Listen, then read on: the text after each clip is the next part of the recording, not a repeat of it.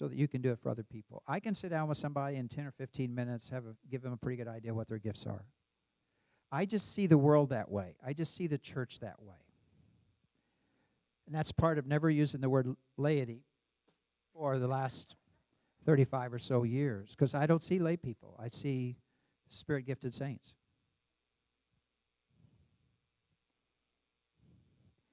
I went to a men's dinner a year ago this month. First thing I really went to, we were just starting the membership class. And I was sitting at a table, and I don't think Al Genty would mind me using his name, but Al was talking about his ministry with Wycliffe Associates a lot of years. And Doug was just to my left. He was sitting there. And so Al was talking about Wycliffe Associates was a ministry with lay people, for lay people, helping to serve the Wycliffe Bible translators, and he kept talking about lay people and laity. I finally stopped him and said, Al, I don't understand your terminology. You keep talking about lay person, laity, lay people. I don't. I was just jerking his chain, obviously. I said, are you talking about Spirit-gifted saints? Are you talking about God's people who have been given gifts by Jesus to minister and to serve? Is that who you're talking about? Is that who you're describing with this? Of course, he got a smile on his face. Doug leaned over to me and he said, I guess I shouldn't use the word layperson anymore. And I looked at him and said, no, you shouldn't. That began a wonderful relationship with Doug. But yeah, it's a change in focus and view. And we ought to have a lot of folks in a church this size who are very skillful at this, Roxanne, really. We should. Who can come alongside other people and help them. And this ought to be one of the main ministries. And I think our Compass team is moving that direction. Any of you on the Compass team? So, okay, Jenny on that. So this is a part of that ministry. But there is a high touch dimension to that. So, yes.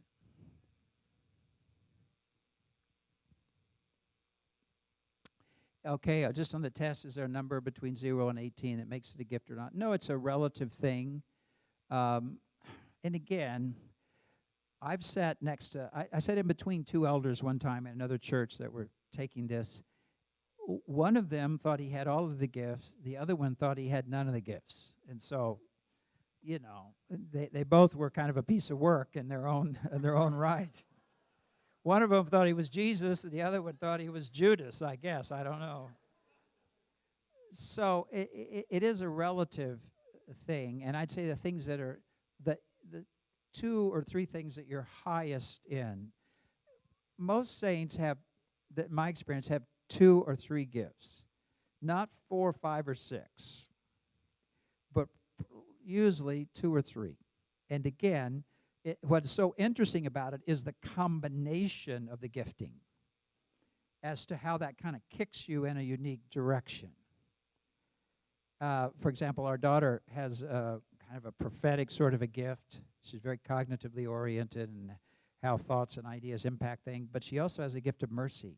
So she is really drawn to issues that, societal issues that impact people negatively.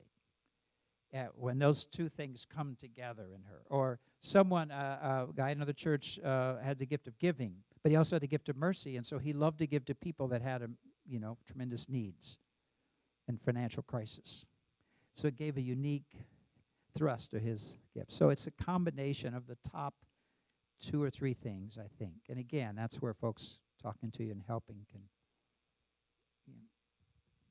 Yes.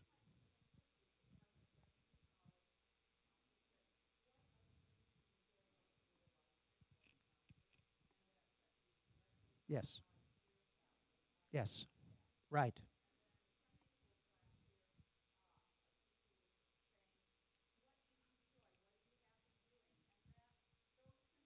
Yes.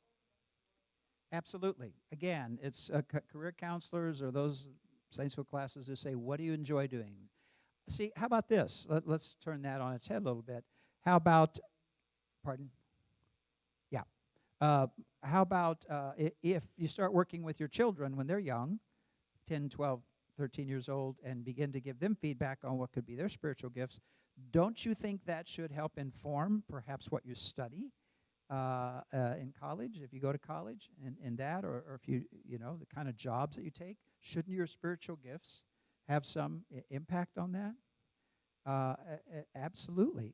And in terms of how they fit with who you are, your interests, your personality, and all of that, and the way Jesus has made you and gifted you, that should inform these things very, very much so. And again, when this becomes a coin of the realm and we talk about this and think about it, that'll just seem to be the most natural thing to do that. But you're absolutely right. Ministry is not being someone other than who you are and doing something other than what you want to do. It's being who you are and delighting in doing what you've always wanted to do and find the most joy in doing. No. No, absolutely. Sometimes the steps in the process to be that are painful. Certain gifts, if you have, for example, a pastor-teacher gift, you've got to learn how to suffer. You really do. So you can agonize over the saints.